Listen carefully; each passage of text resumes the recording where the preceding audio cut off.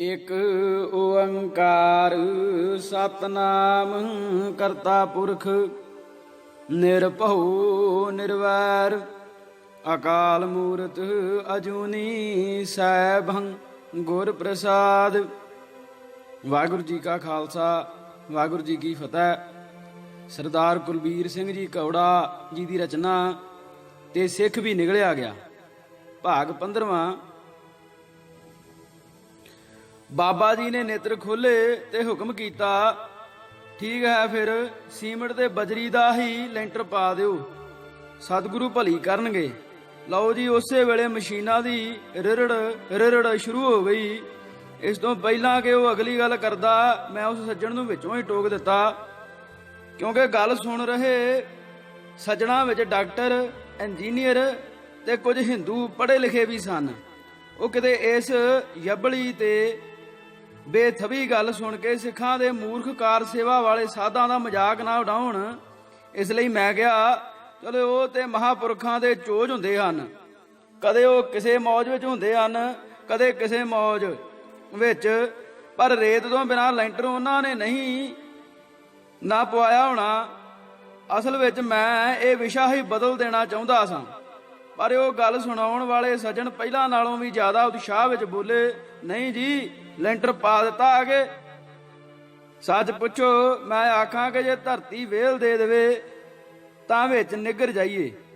ਸਾਰੇ ਲੋਕ ਕੀ ਸੋਚਦੇ ਹੋਣਗੇ, ਰੇਤ ਤੋਂ ਬਿਨਾਂ ਲੈਂਟਰ ਇਸ ਤਰ੍ਹਾਂ ਦਾ ਪਵੇਗਾ ਜਿਸ ਤਰ੍ਹਾਂ ਭੁੰਡਾ ਦਾ ਖੱਖਰ ਹੁੰਦਾ ਹੈ, ਕਿਉਂਕਿ ਰੇਤ ਬਰੀਕ ਹੁੰਦੀ ਹੈ ਤੇ ਹਰ ਉਸ ਥਾਂ ਤੇ ਪਹੁੰਚ ਜਾਂਦੀ ਹੈ ਜਿੱਥੇ ਬਜਰੀ ਦੇ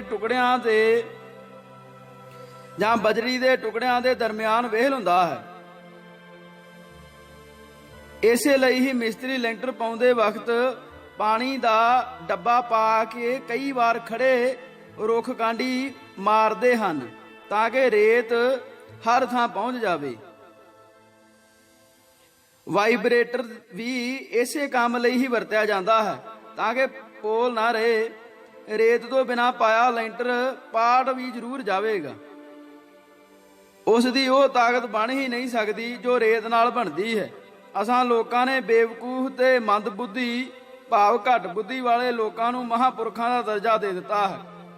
ਅਸਲ ਵਿੱਚ ਸਾਧਾਂ ਨੂੰ ਇਮਾਰਤਾਂ ਬਣਾਉਣ ਵਾਸਤੇ ਪੈਸਾ ਦੇਣ ਵਾਲੇ ਤੇ ਸਾਧ ਆਪ ਦੋਵੇਂ ਹੀ ਬਿਮਾਰ ਮਾਨਸਿਕਤਾ ਦੇ ਸ਼ਿਕਾਰ ਹਨ।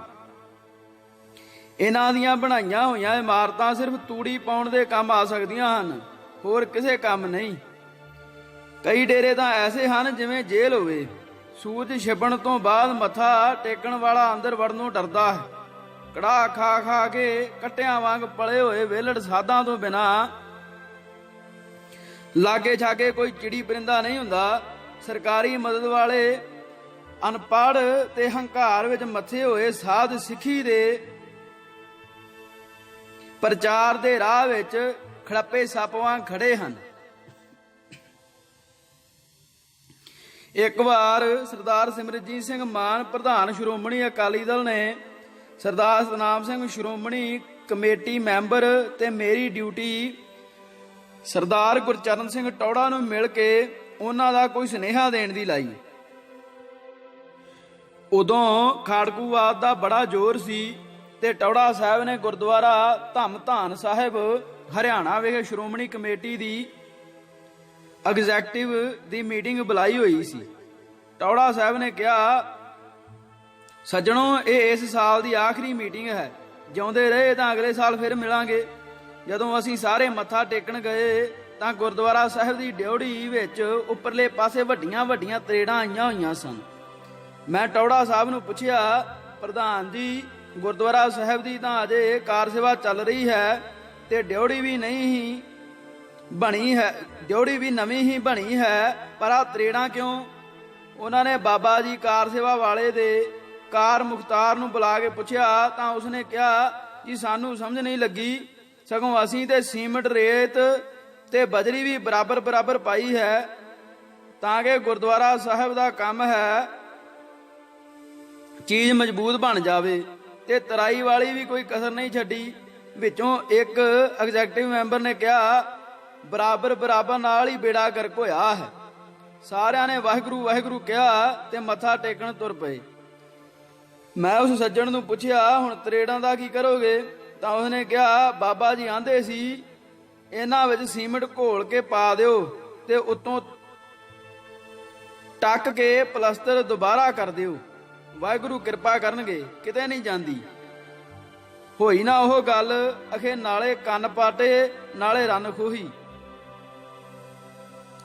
ਤਿੱਗਣਾ ਚੌਗਣਾ ਪੈਸਾ ਵੀ ਲੱਗ ਗਿਆ ਤੇ ਤਰੇੜਾਂ ਫੇਰ ਪਾੜ ਗਈਆਂ।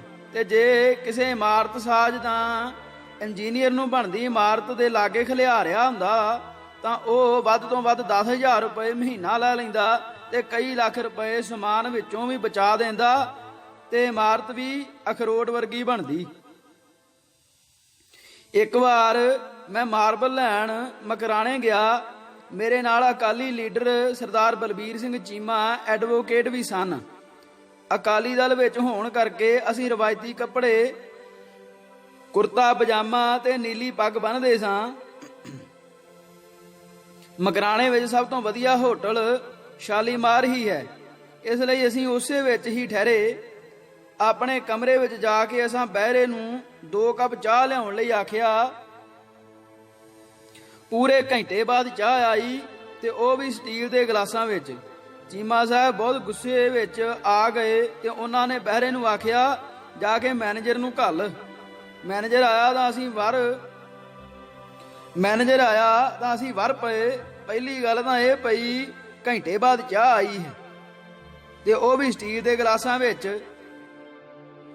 ਇਸ ਹੋਟਲ ਵਿੱਚ ਜੇ ਤੁਸੀਂ ਕੱਪ ਵੀ ਨਹੀਂ ਰੱਖ ਸਕਦੇ ਤਾਂ ਹੋਟਲਾਂ ਨੂੰ ਤਾਲਾ ਕਿਉਂ ਨਹੀਂ ਲਾ ਦਿੰਦੇ? ਇਹ ਕਿਹੜੀ ਨਸਲ ਦਾ ਹੋਟਲ ਹੈ ਜਿਹਦੇ ਵਿੱਚ ਚਾਹ ਪੀਣ ਲਈ ਕੱਪ ਨਹੀਂ? ਉਹ ਮੈਨੇਜਰ ਵਿਚਾਰਾ ਹੱਥ ਜੋੜ ਕੇ ਆਖਣ ਲੱਗਾ, ਜੀ ਸਾਡੇ ਹੋਟਲ ਵਿੱਚ ਕੱਪ ਤਾਂ ਅੱਗ ਲਾਇਆ ਨਹੀਂ ਮੁੱਕਦੇ, ਇਹ ਗਲਾਸ ਤਾਂ ਮੈਂ ਆਪਣੇ ਘਰੋਂ ਲਿਆਇਆ ਹਾਂ। ਆਹ ਵੇਖੋ, ਸਗੋਂ ਸਕੂਟਰ ਤੋਂ ਡਿੱਗਣ ਕਰਕੇ ਮੈਨੂੰ ਸੱਟ ਵੀ ਲੱਗ ਗਈ ਹੈ। ਮੈਨੇਜਰ ਬੱਬੋ ਲਿਕਾ ਜਿਹਾ ਹੋ ਕੇ ਬੋਲਿਆ। ਅਸੀਂ ਵੀ ਕੁਝ ਹੈਰਾਨੀ ਤੇ ਕੁਝ ਉਸ ਦੇ ਵਗਦੇ ਲਹੂ ਵੱਲ ਵੇਖ ਕੇ ਅਫਸੋਸ ਜਿਹੇ ਨਾਲ ਆਖਿਆ, ਪਰ ਮੈਨੇਜਰ ਸਾਹਿਬ, ਕੱਪ ਹੁੰਦਿਆਂ ਸੁਣਦਿਆਂ ਤੁਸੀਂ ਸਟੀਲ ਦੇ ਗਲਾਸ ਘਰ ਲੈਣ ਕਿਉਂ ਗਏ? ਉਹ ਕਹਿਣ ਲੱਗਾ, ਜੀ ਪਿਛਲੇ ਮਹੀਨੇ ਪੰਜਾਬ ਵਿੱਚੋਂ ਇੱਕ ਬਾਬਾ ਜੀ ਆਏ ਸਨ ਇੱਥੇ ਪੱਥਰ ਲੈਣ। ਉਹਨਾਂ ਦੇ ਕੱਪੜੇ ਵੀ ਤੁਹਾਡੇ ਵਰਗੇ ਹੀ ਸਨ, ਸਗੋਂ ਉਹ ਤੇ ਬਹੁਤ ਹੀ ਖੁੱਲੇ ਜਿਹੇ ਸਨ। ਮੈਂ ਸਮਝਿਆ ਤੁਸੀਂ ਵੀ ਬਾਬਾ ਜੀ ਵਾਂਗ ਪੱਥਰ ਲੈਣ ਆਏ ਹੋ। ਉਹਨਾਂ ਨੂੰ ਅਸਾਂ ਕੱਪਾਂ ਵਿੱਚ ਚਾਹ ਦਿੱਤੀ ਸੀ ਤੇ ਉਹਨਾਂ ਨੇ ਕੱਪਾਂ ਨੂੰ ਹੱਥ ਵੀ ਨਹੀਂ ਸੀ ਲਾਇਆ। ਅਸਾਂ ਆਖਿਆ, ਕੀ ਪਤਾ ਤੁਸੀਂ ਵੀ ਉਹਨਾਂ ਦੇ ਨਾਲ ਦੇ ਹੀ ਹੋਵੋਗੇ। ਤਾਂ ਮੈਂ ਘਰੋਂ ਗਲਾਸ ਲੈਣ ਗਿਆ। ਅਸੀਂ ਦੋਵੇਂ ਬੜੇ ਸ਼ਰਮਿੰਦੇ ਜਿਹੇ ਹੋਏ ਤੇ ਉਸ ਨੂੰ ਪੁੱਛਿਆ, ਤੇ ਉਹ ਜਿਹੜੇ ਉਦੋਂ ਦੇ ਸਟੀਲ ਦੇ ਗਲਾਸ ਸੀ ਉਹ ਕਿੱਧਰ ਗਏ? ਮੈਨੇਜਰ ਕਹਿਣ ਲੱਗਾ, ਜੀ ਉਹਨਾਂ ਨਾਲ 7-8 ਬਾਬੇ ਹੋਰ ਸਨ ਤੇ ਜਿੰਨੇ ਦਿਨ ਉਹ ਰਹੇ ਸਟੀਲ ਦੇ ਗਲਾਸ ਵਰਤਦੇ ਰਹੇ। ਫਿਰ ਅਸਾਂ ਪੁੱਛਿਆ, ਫਿਰ ਕੀ? ਉਹ ਕਹਿਣ ਲੱਗਾ, ਜੀ ਉਹਨਾਂ ਦੇ ਜਾਣ ਮਗਰੋਂ ਉਹ ਗਲਾਸ ਸਾਨੂੰ ਲੱਭੇ ਨਹੀਂ, ਖਬਰਿਆ ਭੁਲੇਖੇ ਨਾਲ ਹੀ ਚਲੇ ਗਏ। ਦੂਸਰੇ ਦਿਨ ਸਵੇਰੇ ਨਹਾ ਧੋ ਕੇ ਅਸੀਂ ਬਾਜ਼ਾਰ ਵੱਲ ਨਿਕਲੇ ਤਾਂ ਜਿਹੜੀ ਵੀ ਦੁਕਾਨ ਤੇ ਜਾਈਏ, ਬਾਬਾ ਜੀ ਲੰਘ ਆਓ, ਧੰਨ ਭਾਗ ਸਾਡੇ ਕਹਿ ਕੇ ਸਾਡਾ ਸਵਾਗਤ ਕੀਤਾ ਜਾਵੇ। ਜੇ ਅਸੀਂ ਅੱਗੇ ਤੁਰ ਪਈਏ ਤਾਂ ਉਹ ਰਾਜਸਥਾਨੀ ਆਖਣ, ਬਾਬਾ ਜੀ ਲਿਓ ਭਾਵੇਂ ਨਾ, ਸਾਡੀ ਦੁਕਾਨ ਵਿੱਚ ਚਰਨ ਪਾ ਕੇ ਪਵਿੱਤਰ ਹੀ ਕਰ ਜਾਓ। ਪੂਰੇ ਮਕਰਾਣੇ ਵਿੱਚ 11-12 ਹਜ਼ਾਰ ਤੋਂ ਉੱਤੇ ਰਜਿਸਟਰਡ ਦੁਕਾਨਾਂ ਮਾਰਬਲ ਦੀਆਂ ਹੋਣਗੀਆਂ। ਅਹਾਤੇ ਜਿਹੇ ਵੱਲ ਕੇ ਸਾਰਿਆਂ ਨੇ ਆਪੋ ਆਪਣਾ ਪੱਥਰ ਰੱਖਿਆ ਹੋਇਆ ਹੈ। ਘੱਟੋ ਘੱਟ 20 ਕਿਲੋਮੀਟਰ ਇੱਕ ਪਾਸੇ ਤੇ ਇੰਨਾ ਕੁ ਹੀ ਦੂਜੇ ਪਾਸੇ ਫੈਲੇ ਇਲਾਕੇ ਵਿੱਚ ਮਾਰਬਲ ਦੀਆਂ ਖਾਣਾਂ ਹਨ। ਡੁੰਗਰੀ, ਕੁਮਾਰੀ, ਮਾਤਾਵਰ, ਗੁਲਾਬੀ, ਅਲਬਰਟਾ ਪਿੰਕ ਤੇ ਅਲਬਰਟਾ ਵਾਈਟ, ਇਹ ਕਿਸਮਾਂ ਜ਼ਮੀਨ ਦੇ ਥੱਲਿਓਂ ਨਿਕਲਦੀਆਂ ਹਨ। ਕੋਈ 20,000 ਤੋਂ ਉੱਤੇ ਕਰੇਨਾ ਡੂੰਘਾਈ ਵਿੱਚੋਂ ਪੱਥਰ ਕੱਢਣ ਲਈ ਕੰਢਿਆਂ ਤੇ ਲਾਈਨਾਂ ਵਿੱਚ ਫਿੱਟ ਕੀਤੀਆਂ ਹੋਈਆਂ ਹਨ। ਹਰ ਇੱਕ ਦਾ ਸਮਰੱਥਾ ਅਨੁਸਾਰ ਖੇਤਰ ਹੈ। ਕਿਸੇ ਦਾ 1 ਕਮਰੇ ਜਿੰਨਾ, ਕਿਸੇ ਦਾ 2 ਕਮਰਿਆਂ ਜਿੰਨਾ। ਡੂੰਗਰੀ ਖਾਣ ਤਾਂ ਹੁਣ ਬਹੁਤ ਥੱਲੇ ਜਾ ਚੁੱਕੀ ਹੈ। ਥੱਲਿਓਂ ਪੱਥਰ ਦੀ ਕੁਆਲਿਟੀ ਤਾਂ ਬਹੁਤ ਵਧੀਆ ਹੈ, ਪਰ ਕੱਢਣਾ ਹੁਣ ਬਹੁਤ ਔਖਾ ਹੋ ਗਿਆ ਹੈ। ਪੱਥਰ ਦੀ ਕੁਆਲਿਟੀ ਸਾਰੀਆਂ ਖਾਣਾਂ ਦੀ ਉੱਪਰ ਤੋਂ ਥੱਲੇ ਥੱਲੇ ਜਾਂਦਿਆਂ ਵਧੀਆ ਹੁੰਦੀ ਜਾਂਦੀ ਹੈ। ਪੱਥਰ ਤੋੜਨ ਲਈ ਵੀ ਬੜਾ ਸਿਆਪਾ ਕਰਨਾ ਪੈਂਦਾ ਹੈ। ਪਹਿਲਾਂ ਜਿੱਡੇ ਪੱਥਰ ਦਾ ਟੁਕੜਾ ਕੱਢਣਾ ਹੋਵੇ ਉਸ ਦੇ ਆਲੇ ਦੁਆਲੇ ਦੀ ਮਿਣਤੀ ਕਰਕੇ ਚਾਕ ਨਾਲ ਚੌਕਟਾ ਉਲੀਕਿਆ ਜਾਂਦਾ ਹੈ ਤੇ ਫਿਰ ਵੱਡੇ ਵੱਡੇ ਵਰਮਿਆਂ ਨਾਲ 1-1 ਇੰਚ ਦੇ ਛੇਕ ਕੀਤੇ ਜਾਂਦੇ ਹਨ ਜੋ ਥੱਲੇ ਤੱਕ ਕਾਫੀ ਡੂੰਘੇ ਹੁੰਦੇ ਹਨ।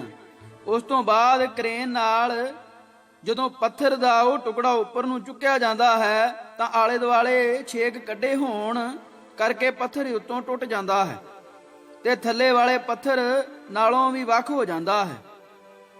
ਇਸ ਤਰ੍ਹਾਂ ਉਹ ਕਰੇਨ ਨਾਲ ਖਿੱਚ ਕੇ ਬਾਹਰ ਕੱਢਿਆ ਜਾਂਦਾ ਹੈ।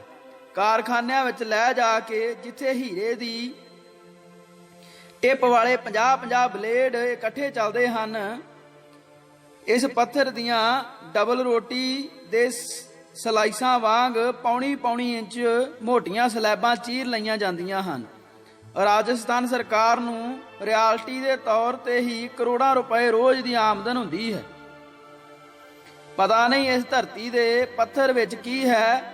ਇਸਨੇ ਸਾਰੇ ਪੰਜਾਬ ਦੇ ਨਾਲ ਲੱਗਦੇ ਹੋਰ ਸੂਬਿਆਂ ਦੇ ਸਾਧਾਂ ਨੂੰ ਆਪਣੇ ਵਸ ਵਿੱਚ ਕੀਤਾ ਹੋਇਆ ਹੈ। ਇਸ ਪੱਥਰ ਵਿੱਚ ਸਾਧਾਂ ਸੰਤਾਂ ਦੀ ਜਾਨ ਹੈ। ਇਹਨਾਂ ਸੰਤਾਂ ਨੇ ਢੋ ਢੋ ਕੇ ਪੱਥਰ ਰਾਜਸਥਾਨ ਦੀ ਜੂਨ ਸਵਾਰ ਦਿੱਤੀ ਹੈ।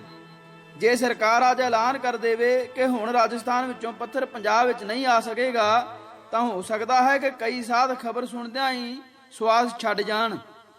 ਬਹੁਤੇ ਕਾਰਸੇਵੀ ਸਾਧ ਤਾਂ ਇਸ ਕਰਕੇ ਵੀ ਸਰਕਾਰ ਦੇ ਜ਼ੁਲਮਾਂ ਅੱਗੇ ਜ਼ੁਬਾਨ ਨਹੀਂ ਖੋਲਦੇ ਕਿ ਕਿਤੇ ਮਕਰਾਣੇ ਤੋਂ ਆਉਣ ਵਾਲੇ ਪੱਥਰ ਤੇ ਸਰਕਾਰ ਪਾਬੰਦੀ ਹੀ ਨਾ ਲਾ ਦੇਵੇ। ਬੀਬੀ ਭਾਨੀ ਦਾ ਮਿੱਟੀ ਦਾ ਚੁੱਲ੍ਹਾ ਜਿਹਦੇ ਲਗਭਗ 350 ਸਾਲ ਸੰਗਤਾਂ ਦਰਸ਼ਨ ਕਰਦੀਆਂ ਰਹੀਆਂ ਹਨ, ਢਾਹ ਕੇ ਸੰਗਮਰਮਰ ਦਾ ਬਣਾ ਦਿੱਤਾ ਗਿਆ ਹੈ। ਸਭ ਪੁਰਾਤਨ ਇਤਿਹਾਸਕ ਥਾਵਾਂ ਤੇ ਪੱਥਰ ਹੀ ਪੱਥਰ ਸੰਗਮਰਮਰ ਥੱਪ ਦਿੱਤਾ ਗਿਆ ਹੈ। ਸਾਧ ਕਹਿੰਦੇ ਹਨ ਸੰਗਮਰਮਰ ਤੋਂ ਬਿਨਾਂ ਗੁਰਦੁਆਰਾ ਕਾਹਦਾ, ਅੰਦਰ ਬਾਹਰ ਫਰਸ਼ਾਂ ਨੂੰ ਪੱਥਰ ਹੀ ਪੱਥਰ। ਗੁਰ ਇਤਿਹਾਸ ਦੀ ਪੁਰਾਤਨਤਾ ਪੱਥਰਾਂ ਵਿੱਚ ਵਲੇੜ ਦਿੱਤੀ ਗਈ ਹੈ ਤੇ ਉਹ ਵੀ ਕਾਰ ਸੇਵਾ ਦੇ ਨਾਂ ਥੱਲੇ। ਇਹ ਕੰਮ ਤਾਂ ਕੋਈ ਦੁਸ਼ਟ ਤੋਂ ਦੁਸ਼ਟ ਸਰਕਾਰ ਤੇ ਇਥੋਂ ਤੱਕ ਕਿ ਅਹਿਮਦ ਸ਼ਾਹ ਅਬਦਾਲੀ ਦੇ ਤੇ ਮੀਰ ਮੰਨੂ ਵੀ ਨਹੀਂ ਸੀ ਕਰ ਸਕਦੇ ਜੋ ਇਹਨਾਂ ਸਾਧਾਂ ਨੇ ਕਰ ਵਿਖਾਇਆ ਹੈ। ਜੇ ਸਤਿਗੁਰਾਂ ਨੂੰ ਪੱਥਰ ਨਾਲ ਕੋਈ ਪਿਆਰ ਹੁੰਦਾ ਤਾਂ ਉਹ ਰਾਜਸਥਾਨ ਵਿੱਚ ਹੀ ਜਨਮ ਲੈ ਲੈਂਦੇ, ਪਰ ਇਹਨਾਂ ਕਾਰ ਸੇਵਾ ਵਾਲੇ ਸਾਧਾਂ ਨੇ ਪੱਥਰ ਦਾ ਗੁਰੂ ਘਰ ਨਾਲ ਅਟੁੱਟ ਰਿਸ਼ਤਾ ਬਣਾ ਦਿੱਤਾ ਹੈ। ਸਿੱਖੀ ਨੂੰ ਛੇਤੀ ਹਿੰਦੂਕਰਨ ਵੱਲ ਲਿਜਾਣ ਵਿੱਚ ਪੱਥਰ ਦਾ ਵੀ ਬਹੁਤ ਵੱਡਾ ਹਿੱਸਾ ਹੈ। ਉਹ ਪੱਥਰ ਦੀਆਂ ਮੂਰਤੀਆਂ ਬਣਾਉਂਦੇ ਹਨ ਤੇ ਇਹ ਪਾਲਕੀਆਂ ਦੇ ਥੰਮ ਬਣਾ ਬਣਾ ਕੇ ਪੈਸਾ ਰੋੜੀ ਜਾਂਦੇ ਹਨ। ਜਦੋਂ ਵੀ ਅਸੀਂ ਕਿਸੇ ਦੁਕਾਨ ਤੇ ਜਾਈਏ ਉਹ ਬਹੁਤ ਪ੍ਰੇਮ ਕਰਨ। ਦੁਪਹਿਰ ਤੱਕ ਸਾਨੂੰ ਪਤਾ ਲੱਗ ਚੁੱਕਾ ਸੀ ਕਿ ਉਹਨਾਂ ਪੱਥਰ ਵੇਚਣ ਵਾਲੇ ਦੁਕਾਨਦਾਰਾਂ ਦਾ ਸਾਡੇ ਨਾਲ ਪ੍ਰੇਮ ਕਿਉਂ ਮੁੜਦਾ ਹੈ। ਜਿਵੇਂ ਹਿੰਦੂ ਦੀਵਾਲੀ ਵਾਲੇ ਦਿਨ ਰਾਤ ਨੂੰ ਦਰਵਾਜ਼ੇ ਚੌੜ ਚਪੱਟ ਖੁੱਲੇ ਰੱਖਦੇ ਹਨ ਕਿ ਰਾਤ ਨੂੰ ਲక్ష్ਮੀ ਆਵੇਗੀ ਤੇ ਘਰ ਹੀਰੇ ਜਵਾਹਰਾਤ ਤੇ ਧਨ ਨਾਲ ਭਰ ਜਾਵੇਗਾ, ਇਸੇ ਤਰ੍ਹਾਂ ਹੀ ਇਹਨਾਂ ਨੂੰ ਪਤਾ ਹੈ ਕਿ ਜੇ ਸਿੱਖਾਂ ਨੇ ਅਹਾਤੇ ਵਿੱਚ ਪੈਰ ਪਾ ਲਿਆ ਤੇ ਅਸਾਂ ਆਪਣੀਆਂ ਚਿਕਨੀਆਂ ਚੌਪੜੀਆਂ ਤੇ ਧੰਦੇ ਦੀਆਂ ਕਸਮਾਂ ਖਾ ਖਾ ਕੇ ਇਹਨਾਂ ਨੂੰ ਭਰਮਾ ਲਿਆ ਤਾਂ ਫਿਰ ਅਗਲੇ 6 ਮਹੀਨੇ ਬਹਿ ਕੇ ਖਾ ਸਕਦੇ ਹਾਂ। ਦੁਕਾਨਦਾਰੀ ਕਰਨ ਤੇ ਦੁਕਾਨ ਖੋਲਣ ਦੀ ਕੋਈ ਲੋੜ ਨਹੀਂ। ਐਸਾ ਚਮਤਕਾਰ ਉੱਥੇ ਕਈ ਵਾਰ ਹੋ ਚੁੱਕਾ ਹੈ। ਜਦੋਂ ਬਾਬਿਆਂ ਦੀ ਕਿਸੇ ਦੇ ਨਜ਼ਰ ਸਵੱਲੀ ਹੋਈ ਤਾਂ ਉਹਨਾਂ ਨੇ ਉਸ ਦੁਕਾਨਦਾਰ ਦੀ ਕਈਆਂ ਸਾਲਾਂ ਦੀ ਬੇਕਾਰ ਪਈ ਰਹਿੰਦ ਖੂੰਦ ਤਿਗਣੇ ਚੌਗਣੇ ਭਾਅ ਦੇ ਖਰੀਦ ਲਈ ਤੇ ਬਾਬਿਆਂ ਨੂੰ ਖੁਸ਼ ਕਾਹਦੇ ਨਾਲ ਕੀਤਾ, ਬਸ ਸਟੀਲ ਦੇ ਗਲਾਸ ਬਾਬਾ ਜੀ ਵਰਗੇ ਸ਼ਬਦ ਤੇ ਬਾਬਾ ਜੀ ਦੇ ਚਰਨਾਂ ਦੇ ਹੱਥ ਲਾ ਕੇ ਤੇ ਆਪਣੇ ਮੱਥੇ ਤੇ ਲਾ ਕੇ ਕਿਹਾ, ਬਾਬਾ ਜੀ ਅੱਜ ਮੈਂ ਧੰਨ ਹੋ ਗਿਆ ਹਾਂ, ਵੇਖੋ ਮੇਰਾ ਸਰੀਰ ਕਿਦਾਂ ਠੰਡਾ ਠਾਰ ਹੋ ਗਿਆ ਹੈ। ਉਸਨੇ ਕਿਹਾ, ਬਾਬਾ ਜੀ ਮੈਂ ਸਾਰੀ ਜ਼ਿੰਦਗੀ ਵਿੱਚ ਬਹੁਤ ਕਮਾਈ ਕੀਤੀ ਹੈ ਪਰ ਕਸਮ ਹੈ ਧੰਦੇ ਦੀ, ਅੱਜ ਮੈਂ ਤੁਹਾਡੇ ਕੋਲੋਂ 1 ਪੈਸਾ ਵੀ ਨਹੀਂ ਕਮਾਉਣਾ, ਬਸ ਮੇਰੇ ਸਿਰ ਤੇ ਮਿਹਰ ਭਰਿਆ ਹੱਥ ਰੱਖੋ। ਕਈ ਬਾਬੇ ਉਹਨਾਂ ਨੇ ਤਾਜ਼ੀ ਮੁੰਨੀ ਭੇਡ ਵਾਂਗ ਉਥੋਂ ਮੁੰਨ ਕੇ ਘੱਲੇ ਹਨ ਤੇ ਬਾਬਾ ਜੀ ਦਾ ਵੀ ਕੀ ਗਿਆ। ਇੱਕ ਵਾਰ ਇੱਕ ਬਾਬੇ ਨੂੰ ਉਹਨਾਂ ਨੇ ਕੱਚਾ ਪੱਥਰ ਦੇ ਦਿੱਤਾ ਉਹ ਸੰਗਮਰਮਰ ਬਿਲਕੁਲ ਕੱਚਾ ਹੁੰਦਾ ਹੈ ਤੇ ਹੱਥ ਨਾਲ ਭੋਰਿਆਂ ਭੁਰ ਜਾਂਦਾ ਹੈ ਤੇ ਬਿਲਕੁਲ ਖੰਡ ਵਰਗੇ ਦਾਣੇ ਬਣ ਜਾਂਦੇ ਹਨ। ਬਾਬੇ ਨੇ ਬਦਨਾਮੀ ਤੋਂ ਡਰਦੇ ਨੇ 2 ਟਰੱਕ ਮਾਰਬਲ ਵੱਡਾ ਸਾਰਾ ਟੋਆ ਕਢਵਾ ਕੇ ਵਿੱਚ ਨੱਪ ਦਿੱਤਾ ਤੇ ਦੂਜੇ ਦਿਨ ਹੋਰ ਪੱਥਰ ਲੈਣ ਮਕਰਾਣੇ ਚਲਾ ਗਿਆ। ਇਹ ਬਾਬਾ ਤਾਂ ਕੀ, ਪੰਜਾਬ ਦਾ ਕੋਈ ਵੀ ਐਸਾ ਮਾਰਬਲ ਵੇਚਣ ਵਾਲਾ ਦੁਕਾਨਦਾਰ ਵੀ ਨਹੀਂ ਹੋਵੇਗਾ ਜਿਹੜਾ ਛਾਤੀ ਦੇ ਹੱਥ ਰੱਖ ਕੇ ਆਖ ਸਕੇ ਕਿ ਮਕਰਾਣੇ ਤੇ ਰਾਜਗੜ੍ਹ ਤੋਂ ਪੱਥਰ ਲਿਆਉਣ ਲੱਗਿਆਂ ਉਸ ਨਾਲ ਕਦੇ ਕੋਈ ਧੋਖਾ ਨਹੀਂ ਹੋਇਆ। ਮੈਂ ਵੀ ਉੱਥੋਂ ਕਈ ਵਾਰ ਪੱਥਰ ਲਿਆਇਆ ਹਾਂ, ਪਰ ਫਿਰ ਕੇ ਖੁੱਚਾਂ ਨਿਕਲ ਜਾਂਦੀਆਂ ਹਨ। ਪਹਿਲੇ 4 ਦਿਨ ਤਾਂ ਦੁਕਾਨ ਤੇ ਜਾ ਕੇ ਭਾਅ ਪੁੱਛ ਕੇ ਜਦੋਂ ਪੱਕੀ ਤਸੱਲੀ ਹੋ ਜਾਵੇ ਤਾਂ ਫਿਰ ਵੀ ਇੱਕ ਦੁਕਾਨ ਤੋਂ ਸਿਰਫ 1 ਟਰੱਕ ਹੀ ਲੈਂਦਾ ਰਿਹਾ ਹਾਂ, ਤਾਂ ਜਾ ਕੇ ਕਿਤੇ ਧੋਖਾ ਹੋਣ ਤੋਂ ਬਚਾ ਹੁੰਦਾ ਸੀ।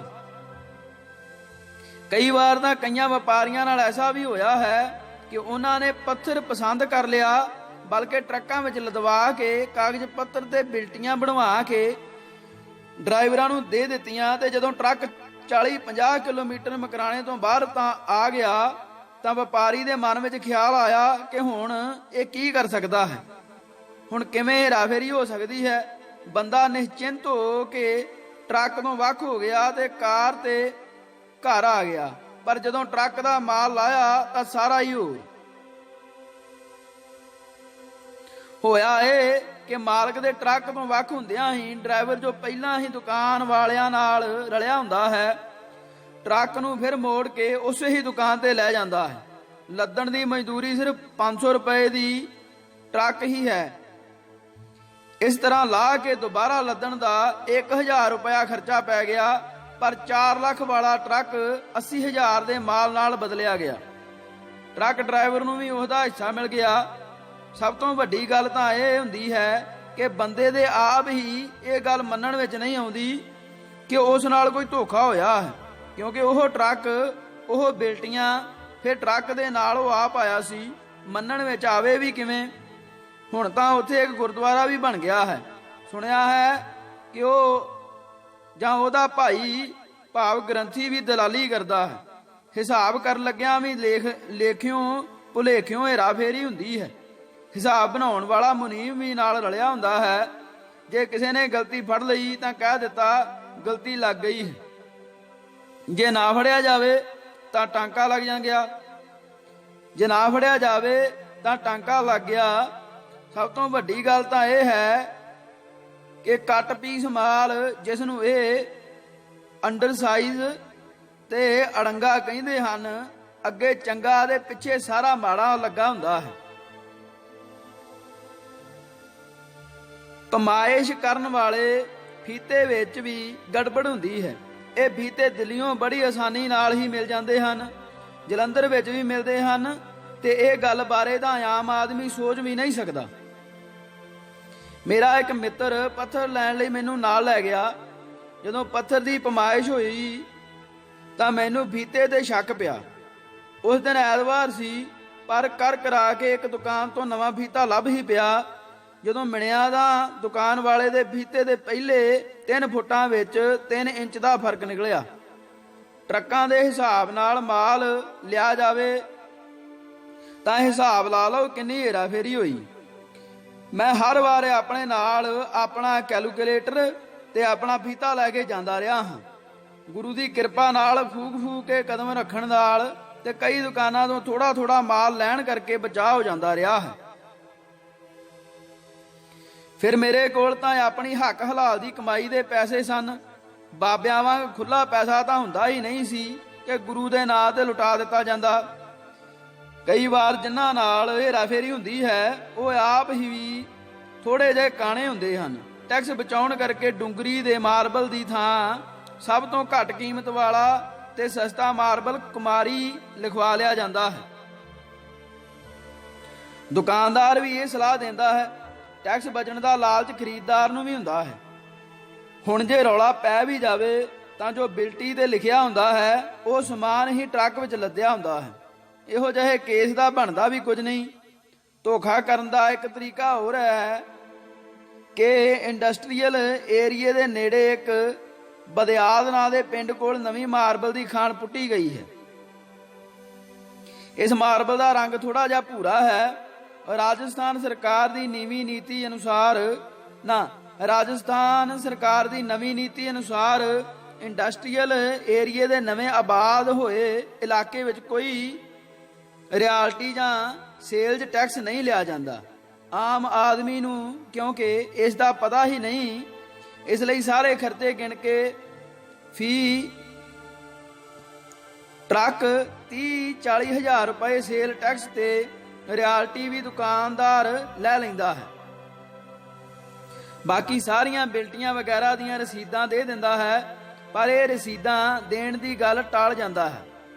ਇਸ ਵਿੱਚ ਵੀ ਦੁਕਾਨਦਾਰ, ਟਰਾਂਸਪੋਰਟ ਮੁਨੀਮ ਤੇ ਸਰਕਾਰੀ ਮਹਿਕਮੇ ਵਾਲੇ ਰਲੇ ਹੁੰਦੇ ਹਨ ਤੇ ਇਸ ਤਰ੍ਹਾਂ ਵੀ ਧੋਖਾ ਹੋ ਜਾਂਦਾ ਹੈ। ਇਸੇ ਤਰ੍ਹਾਂ ਹੀ ਮਕਰਾਣੇ ਤੋਂ ਕੋਈ 60 ਕਿਲੋਮੀਟਰ ਜੈਪੁਰ ਵੱਲ ਨੂੰ ਇੱਕ ਕਿਸ਼ਨਗੜ੍ਹ ਨਾਂ ਦੀ ਮਾਰਬਲ ਦੀ ਬਹੁਤ ਵੱਡੀ ਮੰਡੀ ਹੈ। ਵੱਡੀ ਸੜਕ ਦੇ ਉੱਤੇ ਹੋਣ ਕਰਕੇ ਇਹ ਮਸ਼ਹੂਰ ਵੀ ਬਹੁਤ ਹੈ। ਇੱਥੇ ਮਕਰਾਣੇ ਤੋਂ ਕਈ ਗੁਣਾ ਵੱਧ ਮਾਰਬਲ ਵਿਕਦਾ ਹੈ, ਪਰ ਇਸ ਮੰਡੀ ਦਾ ਕਰੀਬ 95% ਪੱਥਰ, ਜਿਸ ਨੂੰ ਮਾਰਬਲ ਹੀ ਕਿਹਾ ਜਾਂਦਾ ਹੈ, ਅਸਲ ਵਿੱਚ ਮਾਰਬਲ ਨਹੀਂ ਹੁੰਦਾ, ਪੱਥਰ ਹੁੰਦਾ ਹੈ। ਇਸ ਦਾ ਫਰਕ ਇਹ ਹੈ ਕਿ ਇਸ ਮੰਡੀ ਦਾ ਪੱਥਰ ਰਾਜਗੜ੍ਹ ਨਾਂ ਦੇ ਇੱਕ ਮਸ਼ਹੂਰ ਸਥਾਨ ਮੋਰਾਵੜ ਦੀਆਂ ਪਹਾੜੀਆਂ ਵਿੱਚੋਂ ਨਿਕਲਦਾ ਹੈ। ਇਹ ਹੀ ਦੋਵਾਂ ਦਾ ਫਰਕ ਹੈ। ਇਹ ਪਹਾੜੀਆਂ ਨੂੰ ਤੋੜ ਕੇ ਕੱਢਿਆ ਜਾਂਦਾ ਹੈ, ਅਰਥਾਤ ਜ਼ਮੀਨ ਦੇ ਉੱਪਰੋਂ ਨਿਕਲਦਾ ਹੈ, ਜਦੋਂ ਕਿ ਮਕਰਾਣੇ ਦਾ ਮਾਰਬਲ ਜ਼ਮੀਨ ਪੁੱਟ ਕੇ ਖਾਣ ਵਾਂਗ ਜ਼ਮੀਨ ਦੇ ਥੱਲਿਓਂ ਕੱਢਿਆ ਜਾਂਦਾ ਹੈ। ਪੱਥਰ ਦੇ ਮਾਰਬਲ ਦਾ ਪਤਾ ਲਾਉਣਾ ਹੋਵੇ ਤਾਂ ਪੱਥਰ ਦੇ ਕੋਈ ਵੀ ਪੀਣ ਵਾਲਾ ਪਦਾਰਥ ਜਿਵੇਂ ਕੋਕਾ ਕੋਲਾ, ਪੈਪਸੀ, ਲਿਮਕਾ ਆਦਿ ਡੋਲ ਦਿੱਤਾ ਜਾਵੇ ਤੇ ਉੱਤੇ ਨਿੰਬੂ ਨਿਚੋੜ ਦਿੱਤਾ ਜਾਵੇ। ਪੂੰਝਣ ਤੇ ਜੇ ਪੀਲਾ ਹੋ ਗਿਆ ਤਾਂ ਸਮਝੋ ਪੱਥਰ ਹੈ। ਜਿੱਥੋਂ ਇਹ ਪੱਥਰ ਕੱਢਿਆ ਜਾਂਦਾ ਹੈ ਤੇ ਜਿੱਥੇ ਲਿਆ ਕੇ ਵੇਚਿਆ ਜਾਂਦਾ ਹੈ, ਇਸ ਦਾ ਫਾਸਲਾ 200 ਕਿਲੋਮੀਟਰ ਦਾ ਹੈ। ਅਸਲ ਵਿੱਚ ਇਸ ਸਾਰੇ ਪੱਥਰ ਦਾ ਏਕਾਧਿਕਾਰ ਇੱਕ ਆਰ.ਕੇ. ਮਾਰਬਲ ਨਾਂ ਦੀ ਫਰਮ ਕੋਲ ਹੈ। ਇਹੀ ਸਾਰੇ ਦੁਕਾਨਦਾਰਾਂ ਨੂੰ ਪੱਥਰ ਅਲਾਟ ਕਰਦੇ ਹਨ। ਇਹਨਾਂ ਦਾ ਮੁੱਖ ਦਫ਼ਤਰ ਕਿਸ਼ਨਗੜ੍ਹ ਵਿੱਚ ਹੈ ਤੇ ਇਹਨਾਂ ਦੇ ਦਫ਼ਤਰ ਦੀ ਇਮਾਰਤ ਤੇ 4 ਕਰੋੜ ਰੁਪਇਆ ਲੱਗ ਚੁੱਕਾ ਹੈ ਤੇ ਅਜੇ ਇਸ ਦੀ ਸਾਜ ਸਜਾਵਟ ਤੇ ਕਹਿੰਦੇ ਹਨ 3 ਕਰੋੜ ਰੁਪਏ ਹੋਰ ਲੱਗਣਗੇ। ਬਾਕੀ ਸਾਰੇ ਦੁਕਾਨਦਾਰ ਇੱਕ ਤਰ੍ਹਾਂ ਨਾਲ ਇਹਨਾਂ ਦੇ ਏਜੰਸੀ ਹੋਲਡਰ ਹਨ। ਪੱਥਰ ਦੀ ਸਲੈਬ ਦੀ ਮੋਟਾਈ 6 ਸੂਤ ਅਰਥਾਤ 3 ਤੋਂ 4 ਇੰਚ ਹੁੰਦੀ ਹੈ ਜਾਂ ਸੂਤਰ ਹੁੰਦੀ ਹੈ, ਪਰ ਅੱਜ ਕੱਲ 5 ਸੂਤ ਵੀ ਚੀਰਨ ਲੱਗ ਪਏ ਹਨ। ਚਰਾਈ ਵੀ 2 ਤਰ੍ਹਾਂ ਦੀ ਹੁੰਦੀ ਹੈ, ਇੱਕ ਸਾਧਾਰਨ ਬਲੇਡਾਂ ਨਾਲ ਤੇ ਦੂਸਰੀ ਹੀਰੇ ਦੇ ਟਿਪ ਵਾਲੇ ਬਲੇਡਾਂ ਨਾਲ। ਉਪਰੋਕਤ ਲਿਖੀ ਸਾਰੀ ਬਕ-ਬਕ ਤੋਂ ਕਹਿਣ ਦਾ ਮਤਲਬ ਸਿਰਫ ਇਹੀ ਹੈ ਕਿ ਇਹ ਇੱਕ ਬਹੁਤ ਵੱਡਾ ਜਾਲ ਹੈ ਤੇ ਹਰ ਥਾਂ ਧੋਖਾ ਹੋਣ ਦਾ ਡਰ ਹੈ। ਅਨਪੜ੍ਹ ਆਦਮੀ ਦੇ ਵੱਸ ਦਾ ਇਹ ਕੰਮ ਨਹੀਂ। ਹੁਣ ਮੈਂ ਇਹ ਦੱਸਦਾ ਹਾਂ ਕਿ ਕਿੰਨੇ ਸਾਧ ਉੱਥੇ ਪੱਥਰ ਲੈਣ ਗਏ ਲੁੱਟੇ ਗਏ ਹਨ, ਪਰ ਸ਼ਰਮ ਦੇ ਮਾਰੇ ਇਹਨਾਂ ਨੇ ਇੱਥੇ ਆ ਕੇ ਕਿਸੇ ਕੋਲ ਧੂੰ ਨਹੀਂ ਕੱਢਿਆ ਤੇ ਨੁਕਸਾਨ ਜਰ ਲਿਆ। ਕਈਆਂ ਸਾਧਾਂ ਨੇ ਉੱਥੋਂ ਦੇ ਥਾਣੇ ਵਿੱਚ ਦੁਕਾਨਦਾਰਾਂ ਦੇ ਖਿਲਾਫ ਰਿਪੋਰਟਾਂ ਵੀ ਲਿਖਾਈਆਂ ਹਨ। ਉਹਨਾਂ ਫਰਮਾਂ ਨੂੰ ਬਲੈਕਲਿਸਟ ਕੀਤਾ ਗਿਆ ਹੈ ਅਤੇ ਉਹਨਾਂ ਦੇ ਖਿਲਾਫ ਪੁਲਿਸ ਨੇ ਵੱਖ-ਵੱਖ ਥਾਣਿਆਂ ਵਿੱਚ ਧੋਖਾਧੜੀ ਦੇ ਕੇਸ ਦਰਜ ਕੀਤੇ ਹਨ, ਪਰ ਫਿਰ ਵੀ ਨਵੇਂ ਆਉਣ ਵਾਲੇ ਲੋਕ ਫਸ ਜਾਂਦੇ ਹਨ। ਇਸ ਲਈ ਇਹ ਸਾਧ ਇਹ ਨਹੀਂ ਕਹਿ ਸਕਦੇ ਕਿ ਇਹਨਾਂ ਨਾਲ ਕਦੀ ਕਿਸੇ ਨੇ ਧੋਖਾ ਨਹੀਂ ਕੀਤਾ। ਇਹਨਾਂ ਦੁਕਾਨਦਾਰਾਂ ਦੇ ਠੱਗੀ ਦੇ ਢੰਗ ਵੀ ਵੱਖਰੇ ਵੱਖਰੇ ਹੁੰਦੇ ਹਨ। ਕੋਈ ਕਹਿੰਦਾ ਹੈ ਮੈਂ ਇਹ ਕੰਮ ਹੀ ਬੰਦ ਕਰ ਦਿੱਤਾ ਹੈ ਤੇ ਮਾਲ ਵੇਚ ਕੇ ਵਿਹਲਾ ਹੋਣਾ ਚਾਹੁੰਦਾ ਹਾਂ। ਕੋਈ ਕਹਿੰਦਾ ਹੈ ਤਿਉਹਾਰ ਸਿਰ ਤੇ ਆ ਗਿਆ ਹੈ ਤੇ ਮਜ਼ਦੂਰਾਂ ਨੂੰ ਪੈਸੇ ਦੇਣੇ ਹਨ, ਇੱਜ਼ਤ ਬਚਾਉਣ ਲਈ ਸਸਤਾ ਵੇਚ ਰਿਹਾ ਹਾਂ। ਕੋਈ ਇੱਕ ਸਾਹ 20 ਸਹੁੰਆਂ ਖਾਂਦਾ ਹੈ। ਕਸਮ ਹੈ ਧੰਦੇ ਕੀ, ਇਹ ਆਮ ਗੱਲ ਹੈ। ਮੇਰੇ ਕੋਲ ਵੀ ਇੱਕ ਦੁਕਾਨਦਾਰ ਨੇ ਬੜੀਆਂ ਸਹੁੰਆਂ ਖਾਧੀਆਂ, ਪਰ ਮੈਂ ਕੋਈ ਧਿਆਨ ਨਾ ਦਿੱਤਾ। ਤਾਂ ਉਸਨੇ ਕਿਹਾ ਕਿ ਮੈਂ ਇੰਨੀਆਂ ਕਸਮਾਂ ਖਾਧੀਆਂ ਹਨ, ਤੁਸੀਂ ਮੇਰੀ ਗੱਲ ਕਿਉਂ ਨਹੀਂ ਮੰਨਦੇ? ਮੈਂ ਕਿਹਾ, ਚੋਰਾਂ, ਯਾਰਾਂ, ਆਸ਼ਕਾਂ, ਕਸਮਾਂ ਨਾਲ ਵਿਹਾਰ। ਕਸਮਾਂ ਖਾਣੀਆਂ ਤਾਂ ਤੁਹਾਡਾ ਧੰਦਾ ਹੈ, ਪਰ ਇਹ ਹੀ ਕਸਮਾਂ ਜਦੋਂ ਇਹ ਸਾਧਾਂ ਸੰਤਾਂ ਅੱਗੇ ਖਾਂਦੇ ਹਨ ਤਾਂ ਇਹ ਉਹਨਾਂ ਦੇ ਧੋਖੇ ਦਾ ਸ਼ਿਕਾਰ ਹੋ ਜਾਂਦੇ ਹਨ। ਦੂਜੀ ਗੱਲ ਇਹ ਕਿ ਸੰਗਤਾਂ ਦਾ ਪੈਸਾ ਹੁੰਦਾ ਹੈ ਤੇ ਇਹਨਾਂ ਦੇ ਚੋਲੇ ਦੇ ਦੋਹੀਂ ਪਾਸੀ ਬੋਝੇ ਇੰਨੇ ਵੱਡੇ ਹੁੰਦੇ ਹਨ ਕਿ 4-5 ਸਾਲ ਦਾ ਨਿਆਣਾ ਬੋਝੇ ਵਿੱਚ ਪਾ ਲੈਣ ਤਾਂ ਪਤਾ ਵੀ ਨਾ ਲੱਗੇ। ਹਿਸਾਬ ਲਾਓ ਨੋਟ ਕਿੰਨੇ ਪਾ ਕੇ ਖੜਦੇ ਹੋਣਗੇ। ਮਾਲੇ ਮੁਫਤ ਦਿਲੇ ਬੇਰਹਿਮ। ਤੇ ਜਿਵੇਂ ਕਿਹਾ ਜਾਂਦਾ ਹੈ ਕਿ ਲక్ష్ਮੀ ਸਰਸਵਤੀ ਨੂੰ ਵੀ ਲੱਤ ਮਾਰਨ ਦੀ ਸਮਰੱਥਾ ਰੱਖਦੀ ਹੈ, ਨਹੀਂ ਤਾਂ ਜੇ ਇਹਨਾਂ ਅਨਪੜ੍ਹ ਸਿੱਖਾਂ ਦੀ ਮਾਨਸਿਕ ਉਮਰ, ਜਿਸ ਨੂੰ IQ ਕਿਹਾ ਜਾਂਦਾ ਹੈ, ਦੇ ਹਿਸਾਬ ਨਾਲ ਵੇਖੀਏ ਤਾਂ ਇਹ 12 ਤੋਂ 13 ਸਾਲ ਦੇ ਬੱਚੇ ਤੋਂ ਵੱਧ ਨਹੀਂ ਹੋ ਸਕਦੀ। ਆਪ ਭਾਵੇਂ 80 ਸਾਲ ਦੇ ਵੀ ਕਿਉਂ ਨਾ ਹੋਣ। ਉਪਰੋਕਤ ਫਰਮਾਂ ਦੇ ਖਿਲਾਫ ਪੰਜਾਬ ਦੇ ਸਾਧਾਂ ਨੇ ਹੀ ਪੁਲਿਸ ਵਿੱਚ ਰਿਪੋਰਟਾਂ ਲਿਖਾਈਆਂ ਹਨ ਕਿ ਸਾਨੂੰ ਇਹਨਾਂ ਨੇ ਕੀ ਝਾਂਸਾ ਦੇ ਕੇ ਠੱਗਿਆ ਹੈ। ਇਹ ਸਾਰੀਆਂ ਗੱਲਾਂ ਮੈਂ ਉਹਨਾਂ ਰਿਪੋਰਟਾਂ ਦੇ ਆਧਾਰ ਤੇ ਹੀ ਇੱਥੇ ਲਿਖੀਆਂ ਹਨ। ਇੰਨੇ ਵਰਕੇ ਕਾਲੇ ਕਰਨ ਦਾ ਮਤਲਬ ਸਿਰਫ ਇੰਨਾ ਹੀ ਸੀ ਕਿ ਪੜ੍ਹਨ ਵਾਲੇ ਨੂੰ ਪਤਾ ਲੱਗ ਜਾਵੇ ਕਿ ਸੰਗਤ ਦੇ ਪੈਸੇ ਨੂੰ ਇਹ ਸਾਧ ਕਿਵੇਂ ਤੰਗਲੀ ਲਾਉਂਦੇ ਹਨ। ਇਹਨਾਂ ਅਨਪੜ੍ਹ ਸਾਧਾਂ ਨੇ ਇਮਾਰਤਾਂ ਤਾਂ ਬਣਾਈਆਂ ਹਨ, ਪਰ ਉਹਨਾਂ ਦੇ ਖਰਚਾ ਤਿਗਣਾ ਚੌਗਣਾ ਜਾਂ ਉਸ ਤੋਂ ਵੀ ਵੱਧ ਕੀਤਾ ਹੈ। ਪੰਜਾਬ ਦੇ ਇੱਕ ਬਹੁਤ ਵੱਡੇ ਡੇਰੇ ਵਾਲਿਆਂ ਨੇ, ਜਿਨ੍ਹਾਂ ਦਾ ਪਿਛਲੇ ਸੰਘਰਸ਼ ਦੇ ਸਮੇਂ ਵਿੱਚ ਬੜਾ ਨਾਂ ਰਿਹਾ ਹੈ, ਰੇਲ ਗੱਡੀ ਦੇ ਪੂਰੇ 3 ਡੱਬੇ ਕਈ ਟਨ ਸਾਗਵਾਨ ਦੀ ਲੱਕੜ ਲਿਆਂਦੀ। ਜਦੋਂ ਡੇਰੇ ਤੇ ਲੱਕੜ ਲਾਈ ਗਈ ਤਾਂ ਕਿਸੇ ਅਨਪੜ੍ਹ ਸੇਵਕ ਨੇ ਕਿਹਾ, ਬਾਬਾ ਜੀ ਇਹਨੂੰ ਕਿਤੇ ਗੋਹੇ ਵਿੱਚ ਨੱਪ ਦਈਏ ਤਾਂ ਲੱਕੜ ਨਿਰੀ ਸੋਨਾ ਬਣ ਜਾਵੇਗੀ। ਫਿਰ ਇਹਨੂੰ ਨਾ ਘੁਣ, ਨਾ ਮੱਖੀ ਅਤੇ ਨਾ ਵਿੰਗੀ ਹੋਣ ਦਾ ਡਰ। ਬਾਬਾ ਜੀ ਨੇ ਵੀ ਸੁਣਿਆ ਹੋਇਆ ਸੀ ਕਿ ਟਾਲੀ ਦੀ ਲੱਕੜ ਗਿੱਲੀ ਵੱਢ ਕੇ ਛੱਪੜ ਵਿੱਚ ਸੁੱਟ ਦਿੱਤੀ ਜਾਵੇ ਤਾਂ ਉਹ ਬਹੁਤ ਵਧੀਆ ਬਣ ਜਾਂਦੀ ਹੈ ਤੇ ਪੱਲੇ ਤੇ ਦਰਵਾਜ਼ੇ ਵਗੈਰਾ ਬਣਾਇਆ ਵਿੰਗੇ ਨਹੀਂ ਹੁੰਦੇ। ਪਰ ਉਹਨਾਂ ਨੂੰ ਇਹ ਨਹੀਂ ਸੀ ਪਤਾ ਕਿ ਲੂਣ ਵਰਗੀ ਪਹਿਲਾਂ ਹੀ ਸੁੱਕੀ ਹੋਈ ਸਾਗਵਾਨ ਗੋਹੇ ਵਿੱਚ ਨੱਪਿਆ ਗਲ ਕੇ ਪੂੜਾ ਬਣ ਜਾਵੇਗੀ। ਉਸੇ ਵੇਲੇ ਹੀ ਬਾਬਾ ਜੀ ਦੇ ਹੁਕਮ ਦੀ ਤਾਮੀਲ ਹੋਈ ਤੇ 6 ਮਹੀਨੇ ਬਾਅਦ ਜਦੋਂ ਲੱਕੜ ਗੋਹੇ ਵਿੱਚੋਂ ਬਾਹਰ ਕੱਢੀ ਗਈ ਤਾਂ ਉਹ ਵੀ ਗੋਹਾ ਹੀ ਬਣ ਚੁੱਕੀ ਸੀ। ਬਾਅਦ ਵਿੱਚ ਹੋਰ ਸਾਗਵਾਨ ਮੰਗਵਾ ਕੇ ਇਮਾਰਤ ਨੂੰ ਲਾਈ ਗਈ। ਇਸੇ ਤਰ੍ਹਾਂ ਹੀ ਮੇਰੇ ਇੱਕ ਕਾਰਖਾਨੇਦਾਰ ਮਿੱਤਰ ਨੇ ਕਿਹਾ ਕਿ ਵਾਹਿਗੁਰੂ ਦੀ ਕਿਰਪਾ ਨਾਲ ਮੇਰਾ ਮਾਲ ਚੰਗੇ ਭਾਅ ਵਿਕ ਗਿਆ ਹੈ ਤੇ ਮੈਂ ਦਸਵੰਧ ਕੱਢਣਾ ਚਾਹੁੰਦਾ ਹਾਂ, ਤੁਸੀਂ ਦੱਸੋ ਦਸਵੰਧ ਕਿੱਥੇ ਦਿਆਂ। ਮੈਂ ਉਸ ਨੂੰ ਕਿਹਾ, ਮੈਤੇ ਹਸਪਤਾਲ ਬਣ ਰਿਹਾ ਹੈ, ਉੱਥੇ ਸੀਮਟ ਤੇ ਸਰੀਏ ਦੀ ਲੋੜ ਹੈ। ਮਨੁੱਖਤਾ ਦੇ ਭਲੇ ਲਈ ਹਸਪਤਾਲ ਬਣ ਰਿਹਾ ਹੈ, ਇਸ ਤੋਂ ਚੰਗਾ ਥਾਂ ਹੋਰ ਕਿਹੜਾ ਹੋਵੇਗਾ। ਉਹ ਮੰਨ ਗਿਆ ਤੇ 1 ਟਰੱਕ ਸੀਮਟ ਤੇ 1 ਟਰੱਕ ਸਰੀਆ ਲੈ ਕੇ ਅਸੀਂ ਦੇਣ ਚਲੇ ਗਏ। ਟਰੱਕ ਲੈਂਦਿਆਂ ਕਰਦਿਆਂ ਨੂੰ ਸਾਡੇ ਡੇਰੇ ਦੇ ਵਾਕਫ ਮਿੱਤਰ ਚਾਹ ਪਿਉਣ ਸਾਨੂੰ ਲੰਗਰ ਦੇ ਪਰਲੇ ਪਾਸੇ ਬਣੇ ਨਵੇਂ ਕਮਰਿਆਂ ਵਿੱਚ ਲੈ ਗਏ। ਚਾਹ ਪੀ ਰਹੇ ਸਾਂ ਕਿ ਮੇਰੇ ਸ਼ਰਧਾਲੂ ਮਿੱਤਰ ਦੀ ਨਜ਼ਰ 15-15 ਫੁੱਟ ਲੰਮੇ ਤੇ ਬਹੁਤ ਮੋਟੇ ਟਾਹਲੀ ਦੇ ਮੋਛਿਆਂ ਦੇ ਪਈ। ਉਹ ਟਾਹਲੀਆਂ ਕਿਤੇ ਅੰਗਰੇਜ਼ਾਂ ਦੇ ਵੇਲੇ ਤੋਂ ਵੀ ਪਹਿਲਾਂ ਦੀਆਂ ਲੱਗੀਆਂ ਹੋਈਆਂ ਸਨ ਤੇ ਇੰਨੇ ਲਪੇਟ ਦੀਆਂ ਸਨ ਕਿ 5 ਫੁੱਟ ਜ਼ਮੀਨ ਤੋਂ ਉੱਚੀਆਂ ਸਨ।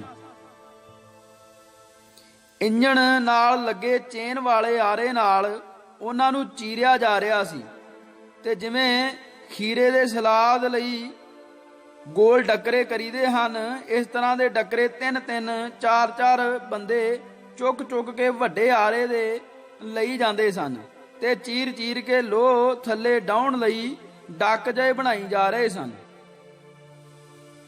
ਇਹ ਵੇਖ ਕੇ ਮੇਰੇ ਕਾਰਖਾਨੇਦਾਰ ਮਿੱਤਰ ਦਾ ਦਿਲ ਘਟਣ ਲੱਗ ਪਿਆ ਤੇ ਉਸਨੇ ਮੈਨੂੰ ਕਿਹਾ, ਉਹ ਇਹਨਾਂ ਨੂੰ ਆਖੋ ਇਸ ਆਬਨੂਸੀ ਲੱਕੜ ਕਾਲੇ ਰੰਗ ਦੀ ਇੰਨੀ ਭਾਰੀ ਹੁੰਦੀ ਹੈ ਕਿ ਪਾਣੀ ਵਿੱਚ ਡੁੱਬ ਜਾਂਦੀ ਹੈ। ਫਤਿਹਪੁਰ ਸੀਕਰੀ ਵਿੱਚ ਦਰਵੇਸ਼ ਫਕੀਰ ਸਲੀਮ ਚਿਸ਼ਤੀ ਦੀ ਦਰਗਾਹ ਦੇ ਦਰਵਾਜ਼ੇ ਇਸ ਲੱਕੜ ਦੇ ਹਨ। ਅਕਬਰ ਦੇ ਪੁੱਤ ਦਾ ਨਾਂ ਸਲੀਮ ਚਿਸ਼ਤੀ ਦੇ ਨਾਂ ਤੇ ਹੀ ਸਲੀਮ ਰੱਖਿਆ ਗਿਆ ਸੀ।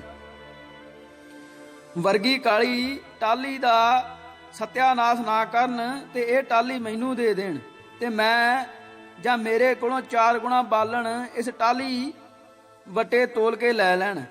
ਕਹਿ ਸੁਣ ਕੇ ਮੈਂ ਕੰਮ ਤਾਂ ਬੰਦ ਕਰਵਾ ਦਿੱਤਾ, ਪਰ ਬਾਰ-ਬਾਰ ਬੇਨਤੀਆਂ ਕਰਨ ਤੇ ਵੀ ਉਹਨਾਂ ਨੇ 4 ਗੁਣਾ ਬਾਲਣ ਲੈਣਾ ਮਨਜ਼ੂਰ ਨਾ ਕੀਤਾ ਤੇ ਕਿਹਾ ਕਿ ਟਾਹਲੀ ਦਾ ਇੰਨਾ ਤਾਅ ਹੁੰਦਾ ਹੈ ਕਿ ਹੋਰ ਕਿਸੇ ਲੱਕੜ ਦਾ ਬਾਲਣ ਇਸ ਤੁੱਲ ਹੋ ਹੀ ਨਹੀਂ ਸਕਦਾ।